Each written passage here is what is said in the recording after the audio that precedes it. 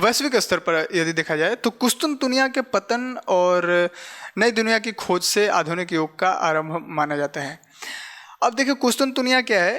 कुस्तुनतुनिया देखिए इसके बारे में हम डिटेल में बात करेंगे ही, आज बस एक संक्षिप्त जानकारी हम दे रहे हैं आधुनिक काल की शुरुआत को लेकर के। देखिए कुस्तुनतुनिया क्या था ना, कि आपको थोड़ा सा एक मैप दिखाते हैं। देखिए कुस्तुनतुनिया क्या है, इस वाले इलाके में एक जगह है, ठीक है, कुस्तुनतुनिया, ठीक है। वो एक्चुअल में वो क्या है ना कि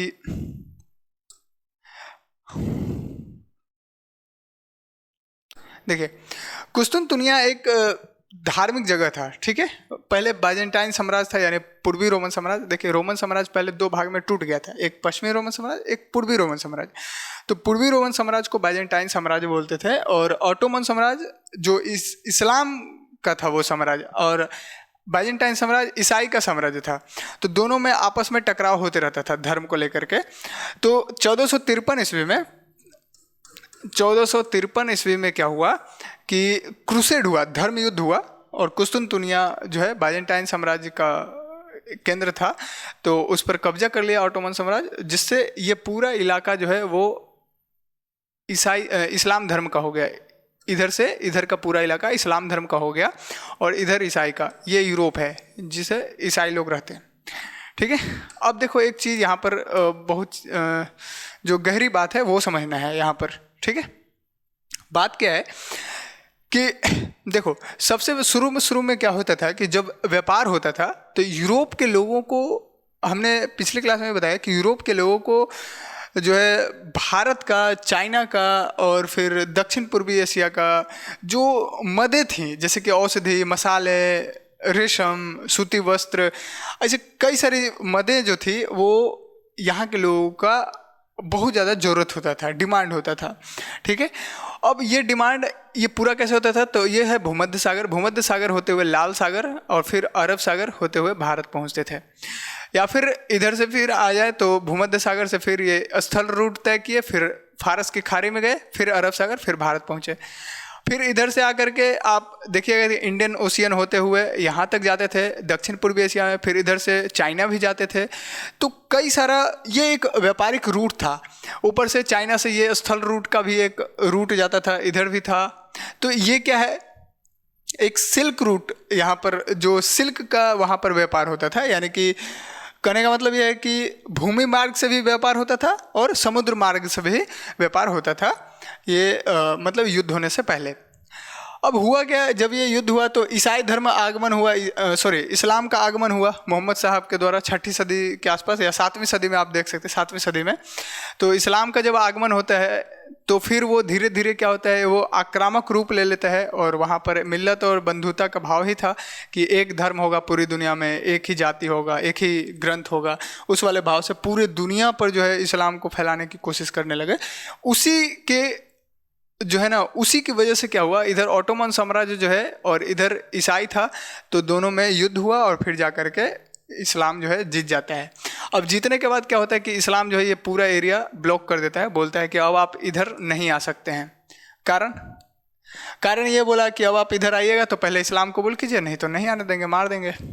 तो लोग जो है ना अब इसी द्वीप में जो है कैद होकर के रह गए थे। कारण क्या है कि इधर से इधर का जो दुनिया है पहले था ही नहीं उस टाइम, ठीक है। लोगों का मानना था कि दुनिया बस यही है, यूरोप, एशिया, अफ्रीका, बस पूरी दुनिया यही है।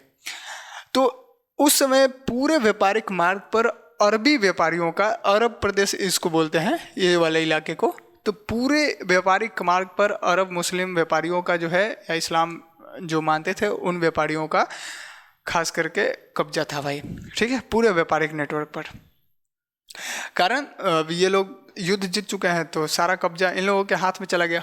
युद्ध नहीं हुआ था उससे पहले तो ये लोग भी आते जाते रहते ही थे, लेकिन जीतने के बाद ये स्थिति बदल गया। अब इसी समय अब दुनिया के लोग, ये देखिए अमेरिकन कॉन्टिनेंट उस समय अस्तित्व में ही नहीं था। लोगों को बस यही 3 दुनिया ही लगता था कि दुनिया में यही 3 है कॉन्टिनेंट।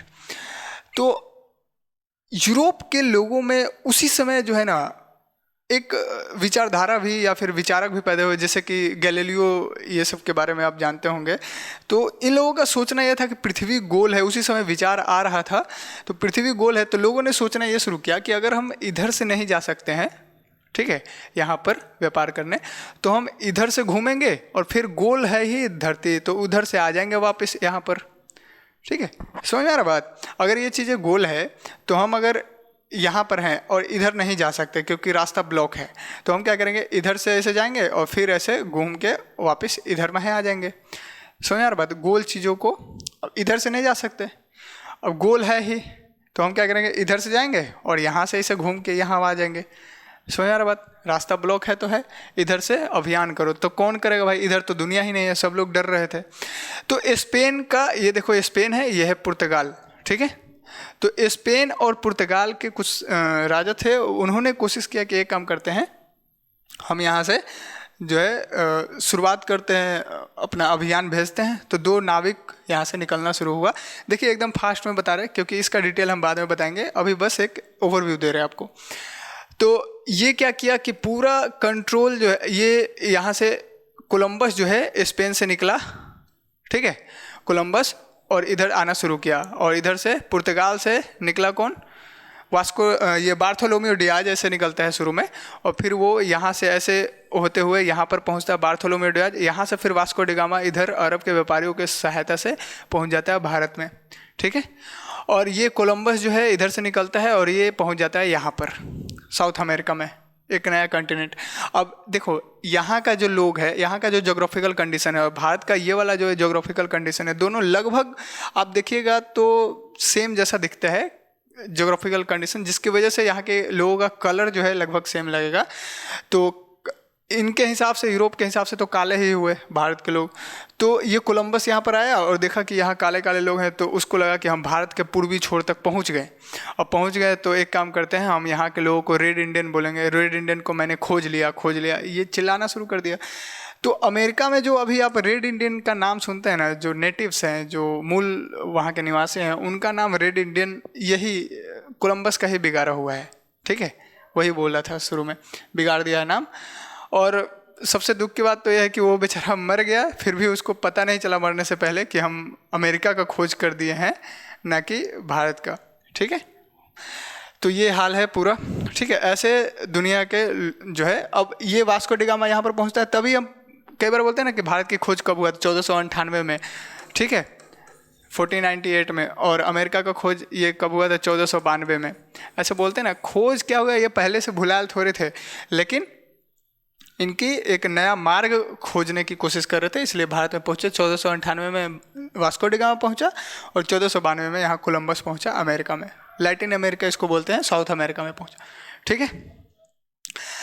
अब देखो ये पूरा कहानी कहने का मतलब क्या है, हमारा कहने का मतलब ये है कि इधर से पूरा ब्लॉक कर दिया था इस्लाम, सब कहीं से जा ही नहीं सकते हैं, तो यूरोप वाला नया रास्ता खोजा। इसलिए बोलते हैं ना, आवश्यकता आविष्कार की जननी है। अगर नहीं ब्लॉक करता तो ये अब पता नहीं कब ये अस्तित्व में आता, उस समय अस्तित्व में आ गया, ठीक है। तो ये नया दुनिया का खोज हुआ यहाँ पर। इसीलिए बोले हम अभी कि पूरी दुनिया जो है, कुस्तुनतुनिया का पतन, यहाँ कुस्तुनतुनिया का पतन और नई दुनिया की खोज से आधुनिक काल का शुरुआत मानता है पूरी दुनिया। समझ में आया बात, क्लियर है। अब इसमें अटलांटिक महासागर, फिर ये हिंद महासागर, लाल सागर, भूमध्य सागर, फारस की खाड़ी, अरब सागर, ये सब रास्तों से व्यापार होना शुरू होता है धीरे धीरे।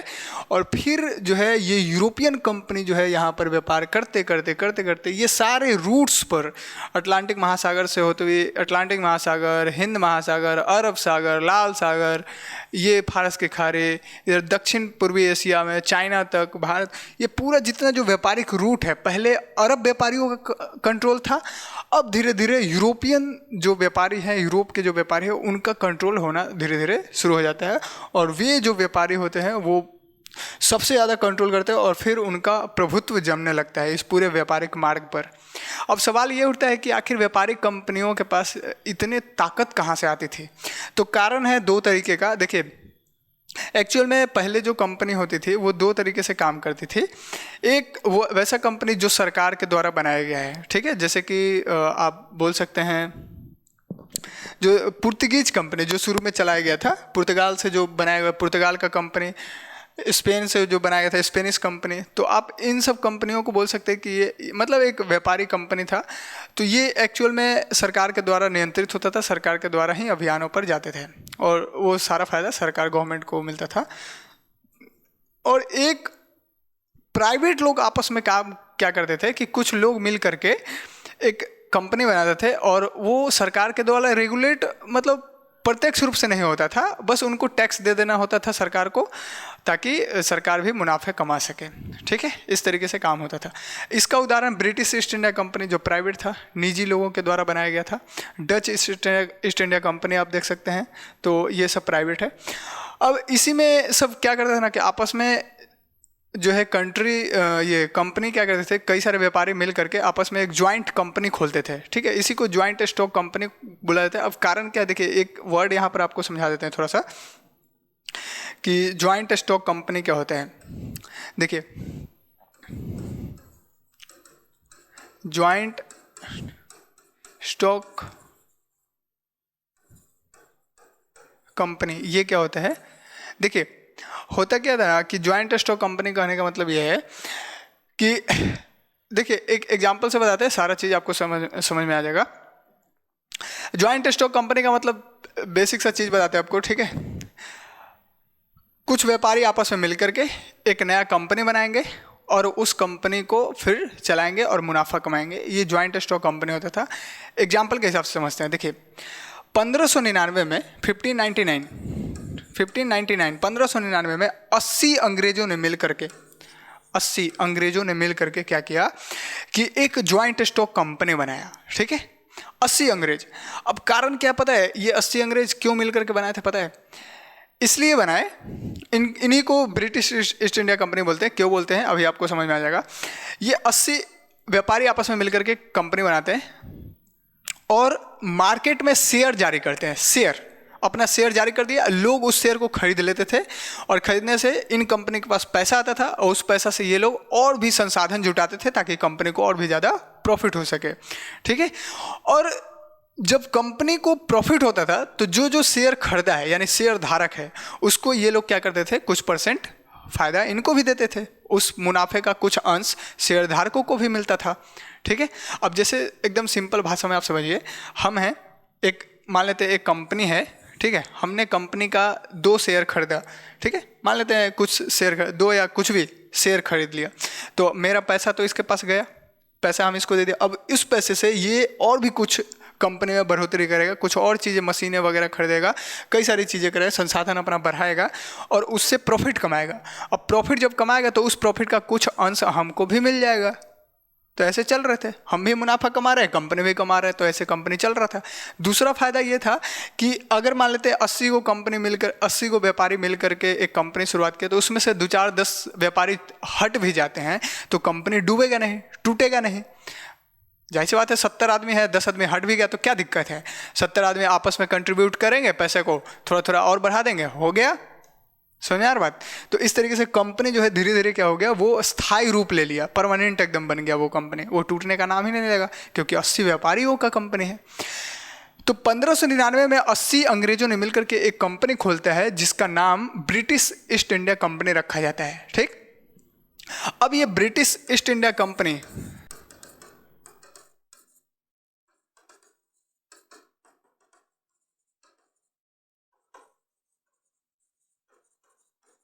देखिए ब्रिटिश ईस्ट इंडिया कंपनी क्या है, जिसे देखिए ये 80 अंग्रेजों के द्वारा 1600 ईस्वी में 1600 ईस्वी में क्या हुआ कि जो ब्रिटेन की जो साम्राज्ञी थी यानी कि महारानी रानी जो बोलो सब कुछ, वो एलिजाबेथ नाम था उनका, उन्होंने क्या किया कि ब्रिटिश कंपनी को ईस्ट के तरफ यानी कि पूर्वी देशों का व्यापार जो है करने के लिए मोनोपोली दे दिया, एकाधिकार दे दिया। ठीक है, मोनोपोली, मोनोपोली कहने का मतलब क्या होता है, एकाधिकार, एकाधिकार दे दिया यानी कि सिर्फ, यानी देखो अब ये क्या है मामला, ये समझाते हैं। एलिजाबेथ ने क्या किया कि इस कंपनी को, ब्रिटिश कंपनी को क्या किया, ब्रिटिश ईस्ट इंडिया कंपनी को, ईस्ट क्यों, क्योंकि पूर्वी में, पूरब में वो मतलब यहाँ के हिसाब से तो ये पूरब ही हुआ ना, इसलिए पूरब इधर है, पश्चिम इधर, नॉर्थ उधर, साउथ इधर, ये हम बता चुके हैं भाई। ठीक है, पिछली क्लासों में। तो पूरब में जो है, अब ये कंपनी को क्या करता है कि एकाधिकार देता है, यानी कि कहने का मतलब ये हुआ कि एलिजाबेथ बोली कि हमारे देश का ठीक है, अपने देश का कोई भी कंपनी पूर्वी देशों के साथ व्यापार नहीं करेगा, पूर्वी देशों के साथ व्यापार नहीं करेगा, सिर्फ तुम ही करेगा और कोई नहीं करेगा। अब इसके पीछे कारण क्या है पता है, यही बोलते हैं एकाधिकार यानी मोनोपोली दिया।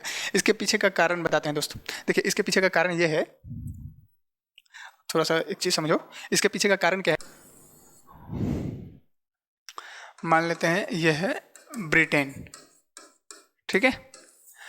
अब ये क्या बोला कि देखो इधर का जो व्यापार है पूरब के साइड वाला, पूरब के साइड वाला व्यापार जो है ये सिर्फ तुम करेगा ब्रिटिश ईस्ट इंडिया कंपनी को, ठीक है। तो इधर से जो प्रॉफिट आएगा तुम हमको देगा, इधर का जो व्यापार होगा वो दूसरे कंपनी को देंगे हम, अपने ही देश का दूसरा कंपनी।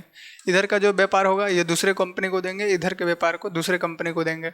कारण अगर मान लो ये तीनों कंपनी यहीं पर आकर के व्यापार करता है तो क्या होगा, अपने ही कंपनी के साथ आपस में प्रतिस्पर्धा हो जाएगा, यानी कंपटीशन हो जाएगा, जिसकी वजह से ठीक है जो मुनाफा होगा वो तो लिमिट हो जाएगा। और मुनाफा मान लेते 100 रुपये आना था तो 100 रुपया ही इस देश से आएगा, पूर्वी देशों से, और वो 100 रुपया ही कमा पाएंगे हम, ठीक है।